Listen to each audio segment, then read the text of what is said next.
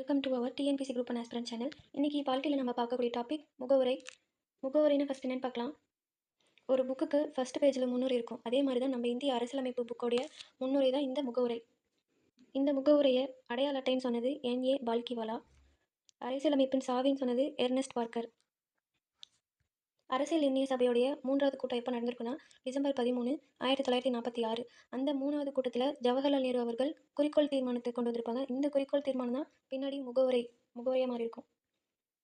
இந்த முகவுரையை நம்ம அமெரிக்க அரசியலமைப்பிலிருந்து எடுத்திருக்கோம். அரசியலமைப்பை உருவாக்குனது யார், அதுக்கு யார் அதிகாரம் தருது அப்படின்னா இந்திய மக்களாகிய நாம் தான். இறுதி அதிகாரம் மக்கள் கிட்ட தான் இருக்குது. இந்தியா எப்படிப்பட்ட நாடு அப்படின்னு பார்த்தீங்கன்னா இறையாண்மை மிக்க சமதர்ம சமய சார்பின்மை ஜனநாயக குடியரசு அப்படின்னு சொல்கிறோம். இறையாண்மைனா என்னென்னு பார்க்கலாம்.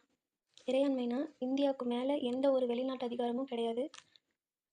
நமது நாட்டு முடிவுகளை நாமே தான் எடுப்போம். எக்ஸாம்பிள், இந்தியா எந்த நாட்டிற்கும் அடிமையும் கிடையாது. எந்த நாட்டின் மீது போர் தொடுக்கிறதுக்கோ இல்லை உடன்படிக்கை செய்யறதுக்கோ நமக்கு முழு சுதந்திரமான அதிகாரம் இருக்குது. அடுத்தது சமதர்மம். நம்மளது கம்யூனிச சமதர்மம் கிடையாது, ஜனநாயக சமதர்மம். அதாவது தனியார் நிறுவனமும் இருக்கும், அரசு நிறுவனமும் இருக்கும். அடுத்தது சமய சார்பின்மை. இந்திய அரசுக்குன்னு சொந்தமாக எந்த மதமும் கிடையாது. இந்திய அரசு எல்லா மதத்தையும் சமமாக தான் நடத்தும். எந்த ஒரு மதத்துக்கும் பாகுபாடு காட்டாது. அடுத்தது ஜனநாயகம். ஜனநாயகம்னு என்னென்னா 18 வயது பூர்த்தி அடைஞ்ச எல்லாருமே ஓட் பண்ணி நம்மளுடைய தலைவரை தேர்ந்தெடுக்கும் மறைமுக மக்களாட்சி நாடாக இருக்கிறது தான் ஜனநாயகம்னு சொல்கிறோம். அடுத்தது குடியரசு. நம்முடைய நாட்டுடைய முதல் குடிமகன் யாருன்னா குடியரசுத் தலைவர். அவரை வாரிசு அடிப்படையில் இல்லாமல் மக்களால் மறைமுகமாக தேர்ந்தெடுக்கப்படுறாரு. நம்முடைய அரசியலமைப்பு மக்களுக்கு 4 விஷயத்தை உறுதி செய்யுது. அது என்னென்னா நீதி, சுதந்திரம், சமத்துவம், சகோதரத்துவம். நீதி, சமூக, பொருளாதார, அரசியல் நீதி. சமூகத்தில் பார்த்திங்கன்னா ஜாதி ஒழிப்பையும், பொருளாதாரத்தில் பணக்காரர் ஏழை இடைவெளியை குறைக்கிறதும், அரசியல் நீதியில் அனைவருக்கும் ஓட்டுரிமை வழங்குறதும் நீதி வழங்குது. சுதந்திரம், சிந்திக்கிறதுக்காகவும் சிந்தனை செய்ததை பேசுறதுக்காகவும் விரும்பிய மதத்தை வழிபடவும் முழு சுதந்திரம் அளிக்குது.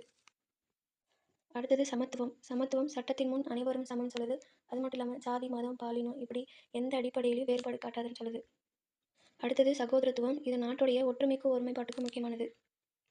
சுதந்திரம், சமத்துவம், சகோதரத்துவம் இந்த 3 வார்த்தைகளையும் பிரெஞ்சு புரட்சியிலேருந்து எடுத்திருப்போம். அடுத்தது முகவுரை தொடர்பான முக்கிய வழக்குகளை பார்க்கலாம். ஃபஸ்ட்டு பெர்பரி வழக்கு 1960.